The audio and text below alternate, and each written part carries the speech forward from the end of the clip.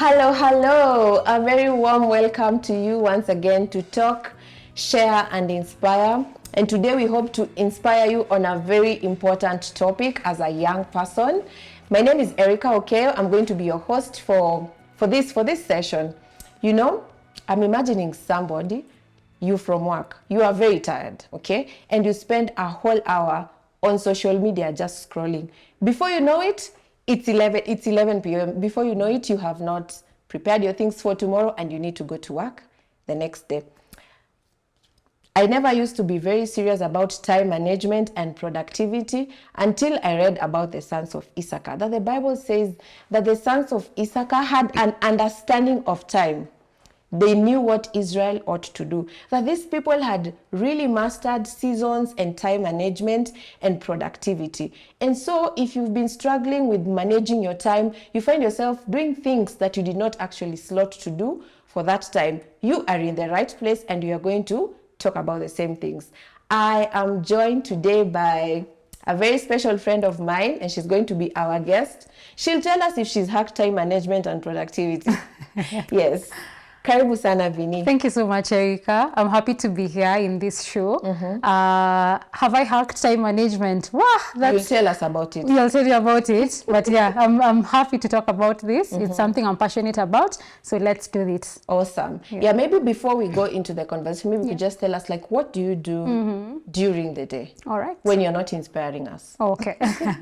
My name is Vini Gisore. I do a lot. I actually juggle a lot of things and responsibilities. Primarily, I work in the aviation space.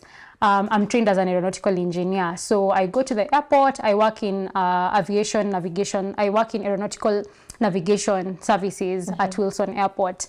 Aside from that, I run a business for modest clothing. Like what you're just wearing? Yes, like what I'm wearing. Awesome. Yeah. And I also just run a community-based organization where we work with street children primarily.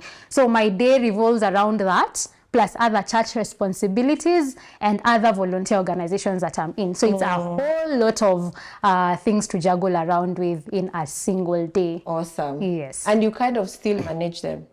Yes, you have to. Let me talk for you on that. All right. You know, the reason why I really wanted to have you on set, the first time I met you, I was like, does this girl have 26 hours while we have 24? And she spends 8 of them sleeping, because you actually sleep early. Well, I try to, but recently it's really been difficult, but I try. At least 6 to 7 hours. 8 hours has just been impossible for sure. But at least you do 6 to 7 Yes, hours. 6 to 7, yes. Awesome. Yeah. So to kickstart this conversation, maybe you could, you know, the most important part of the day is the morning. For sure. Take us through your morning routine. Like, how do you start your day?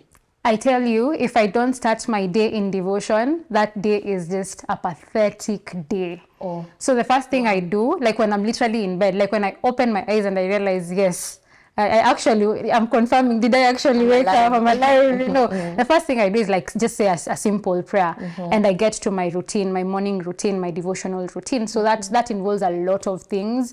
So technically my ideal time for devotion is 2 hours. So if it's quite an easy day, I'd go to like 3 hours, but tight up days where I'm supposed to report, you know, I go to work by 5:30 in the morning. So that means I really have to be So what early. time do you wake up? So if you have 2 hours for devotion. I tell you, yeah, so you have to manage. That's why we're here to just see and talk about time management. So you really have to plan your time well.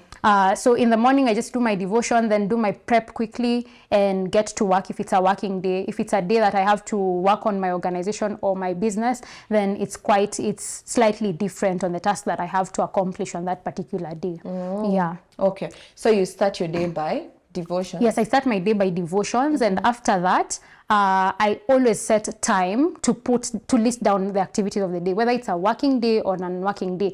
Journaling is like one of the things I love, and my friends know it, and they give, you know, those gifts they give you on your birthdays, etc. Journals are just like, I just have a pack full of journals. So I just journal my day. Look at how does my day look like. I started my day at 3. I started my day at 4. So how does that day look? What time am I anticipating to sleep? So I plan out every single thing. And this is a counsel that even Ellen White talks about. You know, when you're reading Youth Instructor, I think it should be 1893, somewhere paragraph 6 around there.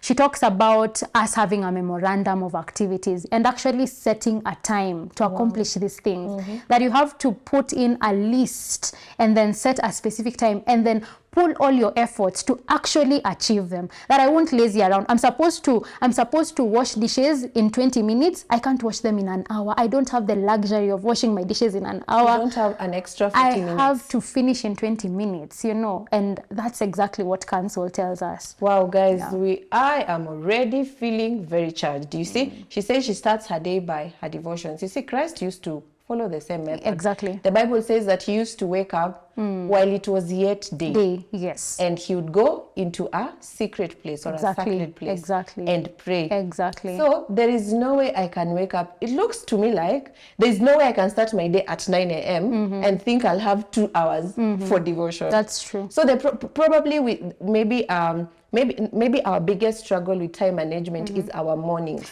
It seems like if you work on your mornings, you can kind of hack this thing, right? It is true. I forget her name, but she's written a book called 15 Minutes Quiet Time for Busy People. So it's a lazy. I was doing this devotional, in fact, at the start of this year, and she was writing a devotional for people who are quite busy, and she's like, you can just spare 15 minutes of your time. And there's a poem in that book.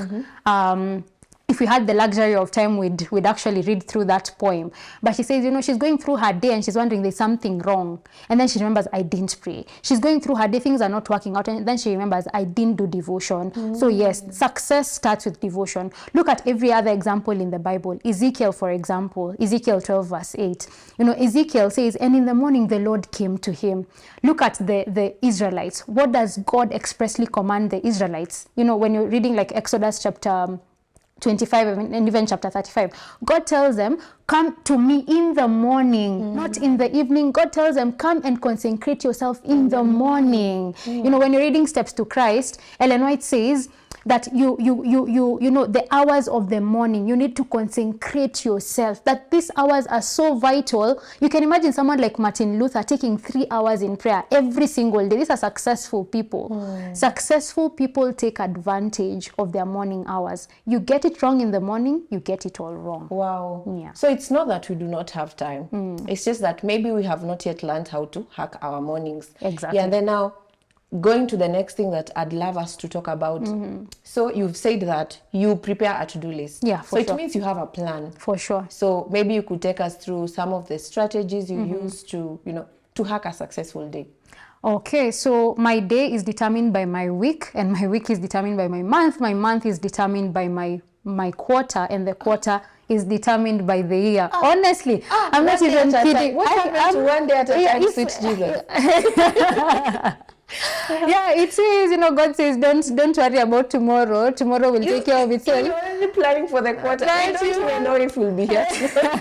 Okay. You prepare as if you live 1,000 years, but you live a day at a time. For sure, you have to think about tomorrow. And so for me, I think one thing that works is I know what I'm supposed to achieve in that week, and I know this particular day, this is what I'm supposed to particularly achieve on this day. So when I think about what am I supposed to do today, for example, is it a relaxed day for me? Is it a quiet day? And on a quiet day, I'm thinking things like thorough cleaning. I'm thinking about washing my clothes. I'm thinking about organizing for the whole week. So probably ironing clothes for the whole week, or choosing clothes which I'll wear for the whole week, or contacting people, establishing contact with people I want to further conversations with the whole week.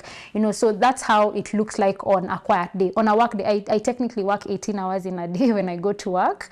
So my day starts at like 5:30 at work and I finish it at like 10:30. So on my work days, I'm fully at work. So that's just out. Like on a work day, there's hardly time to think about anything else. I'm just focused at work. So I plan out and know when I'm at work, for example, will I have break times? Will I have spare time? So what can I manage to do at that spare time? Do I need to call someone? Do I need to attend a particular meeting that I had purpose to do? Can I multitask? You know, there are times at work you can also multitask. So can I multitask? So that's what it looks like. I hope that answers the question. It does. Quite well. Because I think you even mentioned it before, that you journal a lot. Yes. So one of your techniques that you use to manage your time is to journal, to write down. Yes. Even this, is it which is it Ezekiel? Habakkuk. Yes. He tells him, write, yes, Habakkuk 2:2, write it down. Make it clear, right? Yes. So maybe most of the time, I think we just live. We are just like one day at a time. That's it. I used to be team one day. So you see, I have a to-do list. Yes. Okay. Yeah. I have come up with strategies for my week, for my quarter, for my year. But then it goes without saying that you will encounter interruptions. That's true. And distractions. That's true. How do you deal with that? Those are bound to come, and you need to have, you need to prepare for obstacles, you need to prepare for distractions. But I think one thing that works for me, and it might not work for every other young person, I think everyone knows themselves. But for me, one main distractor, like I can just start a day so well, and then get to social media, and my day just turns around. You know, it's like a 360% turn. It's like, I don't know what social media introduces. I don't know if the dopamine that just gets, it just like the hormones just overreact. Actually, I learned that scrolling social media it releases some dopamine. So most of the time, you find someone who's struggling with procrastination, and I'm procrastinating to do this thing because I don't want to deal with the mental it's going to I'm going to feel stressed. So I feel my mind is looking for dopamine. Exactly. And that is what social media gives you, those short videos and reels that you keep scrolling. So anytime you try to get busy, so you have accustomed your mind, you're not used to boredom. I learned somewhere that you should get used to boredom. You should get used to just not doing anything. For sure. And that is what social media is against. That's true. Always like giving you a form of dopamine. Exactly. So it's true.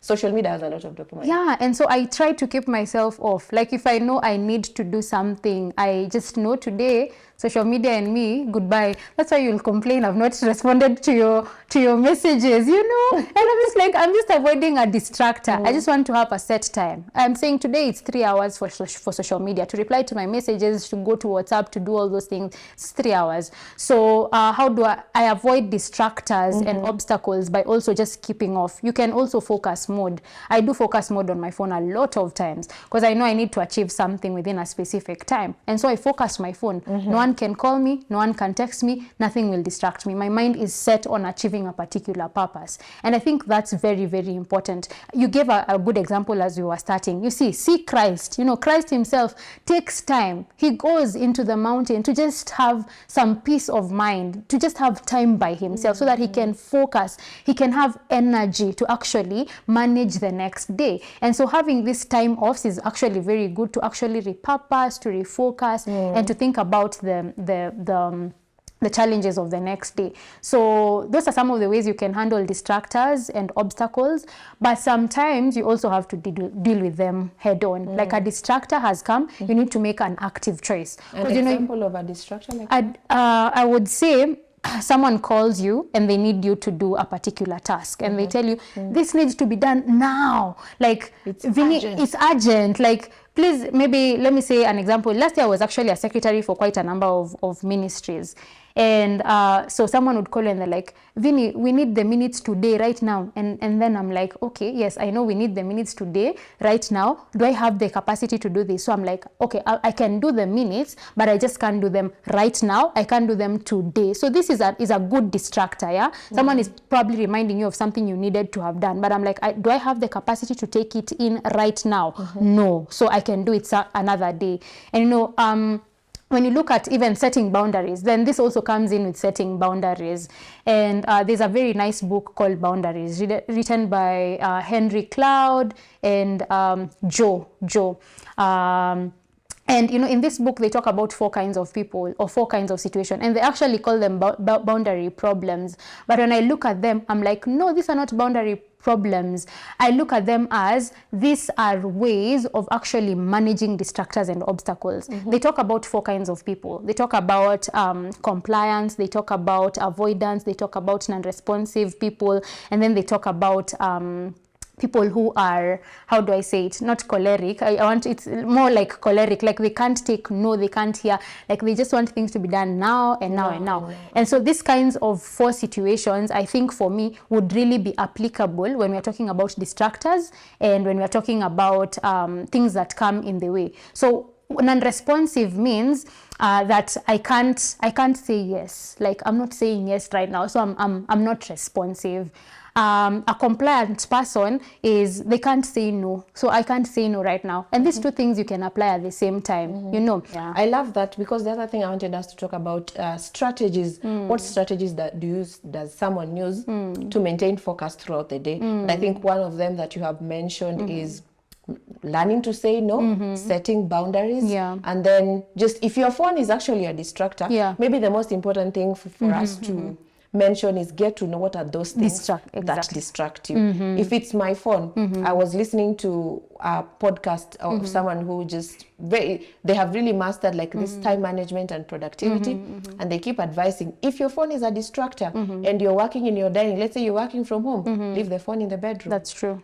Put it like as you have advised, put it on do not disturb. Is there any other thing, like another strategy that you have implemented that you can share? Yeah, you can also, you see, sometimes, as you said, identify what are your distractors. Some people, it's YouTube. It's not even the phone. Probably it's watching. You can be watching constructive things, but these are distractors for you to achieving your goals. It could be friends. You know, you're probably spending so much time interacting with your friends. So can you set time limits? Like communicate to your friends, we can only talk on Saturday evenings, or we can only when we meet on Sabbath, after Sabbath, can we talk at that time? Because they're actually your distractors. So setting times with your friend, helping your friends understand, you guys, by 10, I'm asleep. So you can't even call me at 10 and find me because I'll be sleeping. So also realize and know, like, is it your friends who distract you? Is it that you're quite disorganized? You know, that you're not very organized in your time, let's say time management, that you get easily distracted and swayed away. Is it your family that sways you away? Is it things that you hadn't anticipated to come in that are distracting you? So aside from focus modes on phone, is communicating to your friends and family that these are my particular set times for achieving particular things. And set boundaries, exactly, boundaries. Communicate to your friends, because they need friends and family. Because how can't I talk to my best friend, for example, or my mother or whoever in your family? You're not talking to them in 2 days and they're wondering, is this person okay? Are they still functioning? So you need to communicate to them so that they know what are your patterns like, you know. So other things you can do is clearly outline time sets which you're supposed to finish things done. I need to get things done by this particular time. Then nothing will distract you. I think one thing that has worked for me in that sense is setting a timer. I like set a timer, and the timer, once it rings, like my body just, it's like there's something wrong. So you can implement timers. You can implement even sticker notes or sticky notes. Writing it down and putting the sticker notes places where you can see. So make it quite visible that, you know, I need to accomplish this thing by noon, and write it everywhere. It can be on your laptop, it can be on a wall, it can be somewhere. You can even tell someone, please check up on me. I think that has also really, really worked for me in accountability partners. I love the way we say that on the same time. I remember, I think 2 weeks or 3 weeks ago, I had like a very serious exam to sit for, and I had planned to like read for a month, and I had scheduled like 3 hours every day to read for this exam. But every other day I'd keep saying, no, I don't want to do it this week, I'll do it next week, I don't want to do it. Then I decided, okay, this is getting difficult. So what I'll do is I'll just get time off from work, time off from everything. I'll just take a week off, do nothing but study for this exam. And so my accountability partner would be like, Vinny, how many hours have you clocked of your studies? Because I had purpose to clock 90 hours for my studies. So like, how many hours are we today? I'm like, 10 hours. How many hours are we? So my accountability partner kept checking. When they saw me online, they're like, Vinny, what are you doing online? I thought we are clocking 50 hours today. How many hours are you? Please get out. As in, I don't want to see you online. I don't want to see you online. So accountability partners do help in trying to avoid distractors that come in.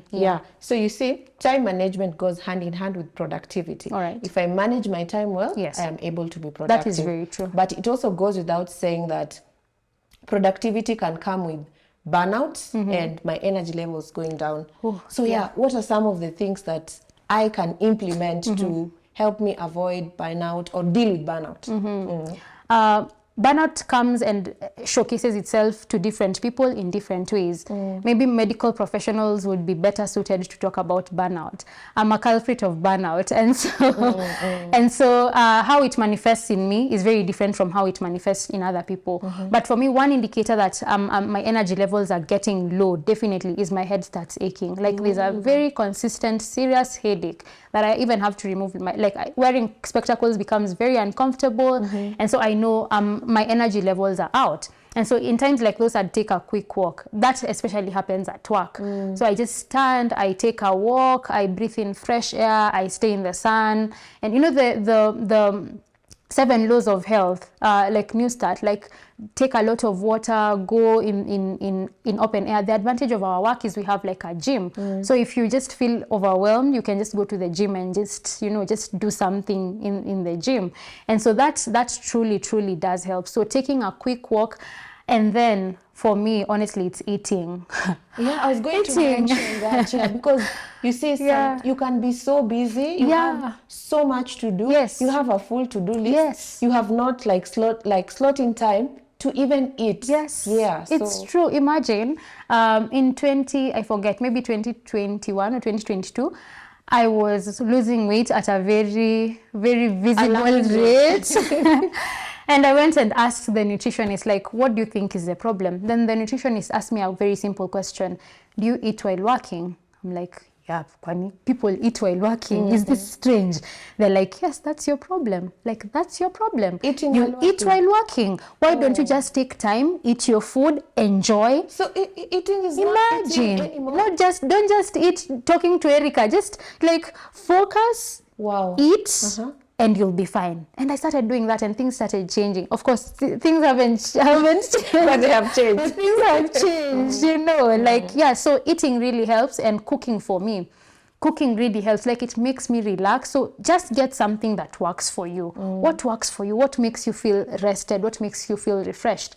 But those are just the basic, that's like the bare minimum. I think something else that really works for me, like to boost up my energy for a long run, is going for a good outdoor activity.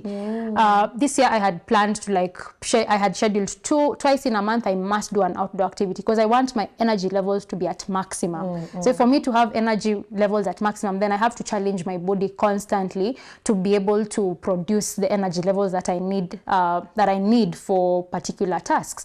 So instead of getting the dopamine on social media, exactly, I go get it on an outdoor activity. Yes, and it could be anything, even something as simple as forest bathing.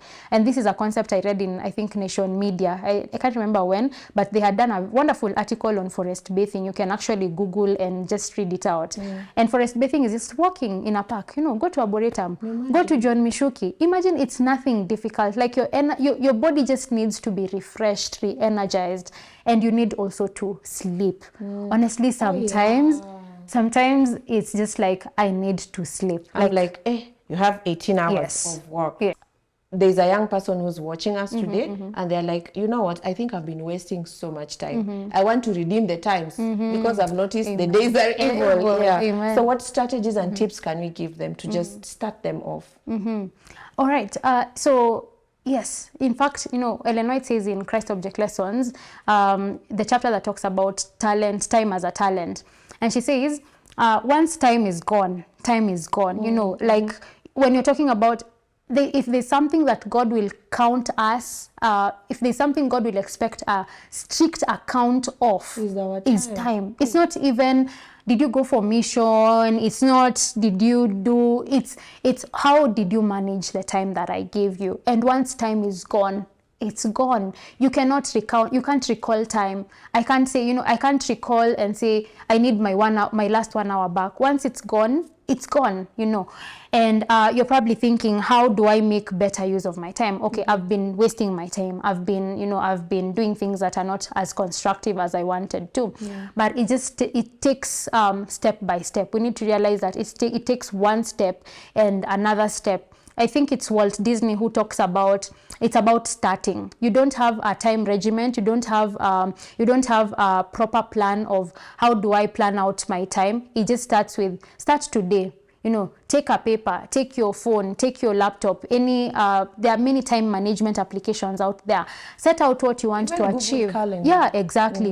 In fact, Google Calendar is actually a very good planner. You know, get those planners, write out what you want to achieve, and then start. Don't wait to start next year. Don't Just wait to start. start. Just start. Well, I was talking about Walt Disney, who says the easiest way to get something done is just start. Just do Nike understands this. Nike says, just do Just it. do Just do it. Yeah, You know, yeah, what are you waiting for? Just do it. You know, Voltaire says there are many ways to wasting time. Number one, the obvious one, is doing nothing. I don't do anything, so I'm wasting time. The other thing is doing what you're not supposed to be doing. You know, there are people who are working hard, Erica. There are people who think, me, I've managed my time well. But you're actually doing things which are unnecessary. Yeah, they're unnecessary. And so you're actually wasting time because you're actually productive in things which don't You're matter. not supposed to be productive in. So look at, again, what is my goal? What is my vision? Am I spending time in things which will add up to what my vision and my mission in life actually is? Do you have a personal statement? Do you have a mission statement of your life, something that guides you, so that when an opportunity comes today and I'm supposed to go to, let's say I'm supposed to go and relocate to Iceland, for example, does that resonate with my personal goals? Does that resonate with, you know, we're talking about time management. Does that resonate with what you want to achieve within a particular time set? So probably you want to do your PhD in the next 4 years. An opportunity comes for you to go to Iceland. How do you manage that time? Do I go for the PhD? Do I go to Iceland?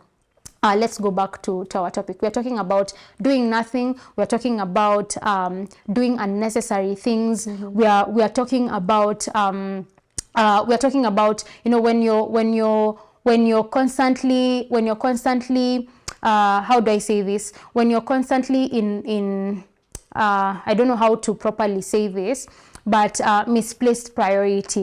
Not necessarily doing unnecessary things, But your priorities are just misplaced. Yes, So you're yes. actually wasting time when you're misplacing your Maybe priorities. that one will actually really expound on it more when you're talking about goal setting and achieving goals. Yeah. Dear viewer, I think this is one of the most thought-provoking conversations we've ever had. I love it. The Bible says, without the vision, people perish. Make sure you have a vision. Make sure you know where you're going. Otherwise, you will be lost. And if you are a victim of time wasting, maybe you should check your mornings. You should check how you start your day. I once read somewhere that maybe sometimes it can be hard to plan for the day on that same day. Maybe you should even try and plan it the previous day. I hope you got insights that will help you in your time management. We cannot talk about time in 30 minutes, but we have to keep time. So we hope to see you once again in another episode of Talk, Share, and Inspire. Amen. Bye-bye. Bye-bye.